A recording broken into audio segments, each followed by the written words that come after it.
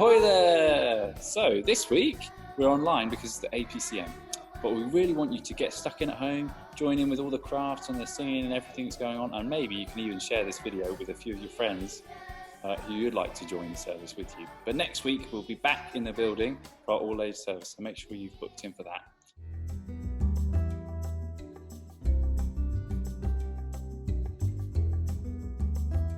So glad we managed to fix the boat last week. We'll be able to set a sail in no time. Yeah, is now a good time for me to tell you about the treasure map? Yeah, so here it is. Let me have a look. Oh, let me have a look. Oh! Well, I mean, it's a bit dusty around here, really, isn't it? I mean, yeah. Shame about that.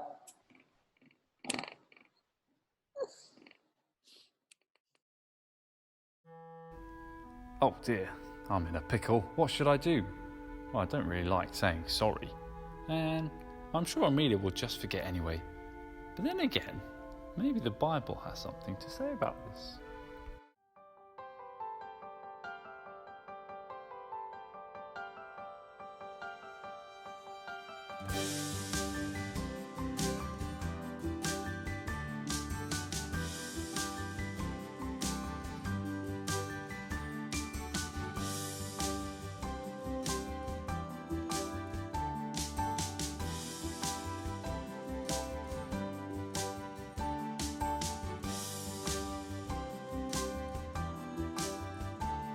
Matthew 5:23 says this.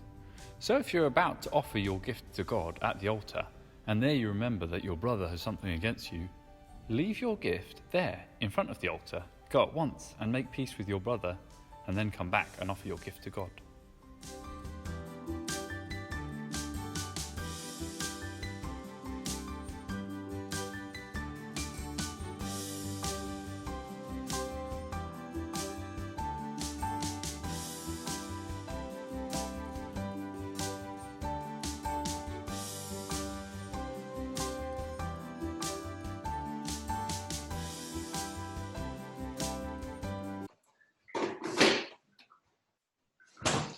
Wait, who would leave an empty milk bottle back in the fridge? Who would do something like that? Disgraceful. Wait a second. I just realised I need to remember to extend the hand of forgiveness. Okay guys, I'm going to show you how to make a hand of forgiveness that you can stick on your fridge and help you to forgive each other. If anyone leaves an empty carton of milk in the fridge and you need some milk, or anyone does anything like that, you can remember to extend the hand of forgiveness, and how you can kind of make steps to making peace when you feel angry with someone or cross with someone. And this is based from things you found in the Bible. Okay, so the first thing you're going to need to do is take your hand and use the hand that you don't write with. So in my case, I'm left-handed, so this is my right hand. Place it on your paper, about in the middle, and take a pen and draw around the outside of your hand. Let's have a look. Do it as close to your hand as you can. If you want to have a grown-up help you with this, then feel free to do that.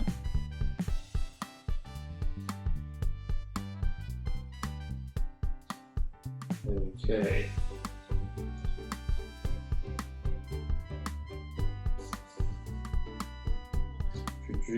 So once you've done that, you're going to write the first word. So your first word is pray.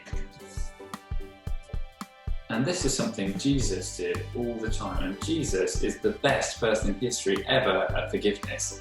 He used to spend lots of time with God praying.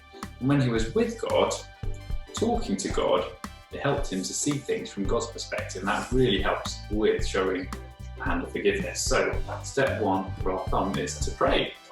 Okay, step two, make sure you're nice and calm. Okay, now this is really important because if we're really angry and we're really tense, it can be hard and we can easily say things which we later regret. So you want to be nice and calm so that what you say comes out as well as it can. Now we can't always be perfect, and it's better to talk at all, then to not talk because you don't need to be calm.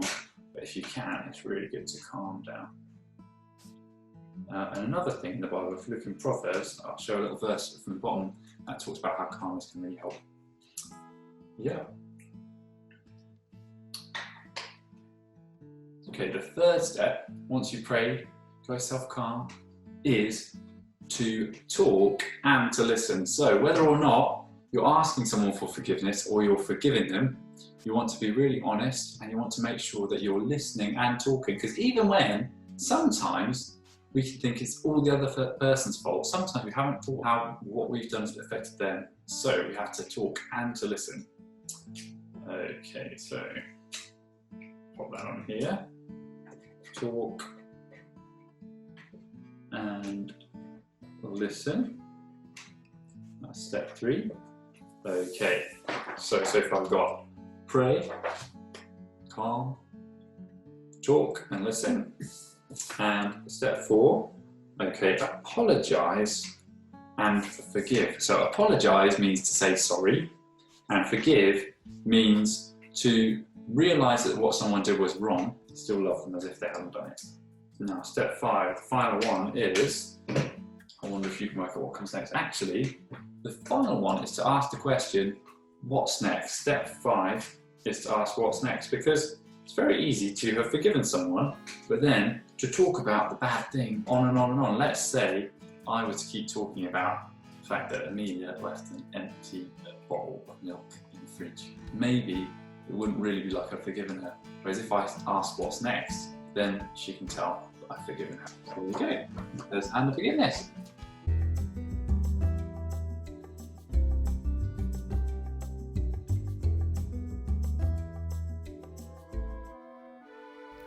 Should I ever forgive him? He doesn't deserve it and it's all his fault. Maybe I should just be annoyed at him for the rest of my life. Then again, maybe the Bible has something to say about this. Matthew 18:15 says, "If your brother sins against you, go to him and show him his fault. But do it privately, just between yourselves. If he listens to you, you have won your brother back."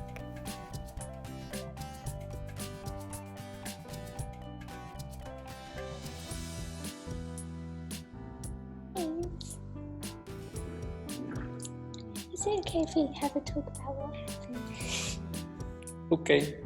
When I showed you the really cool maps I had found, it really hurt my feelings when you tried to take it away and we ripped it and it blew away in the wind. I'm sorry, I realise I did something wrong. Do you forgive me? Yes. I'm sure we'll be able to work it out. Maybe we'll be able to find the map next week. Yeah.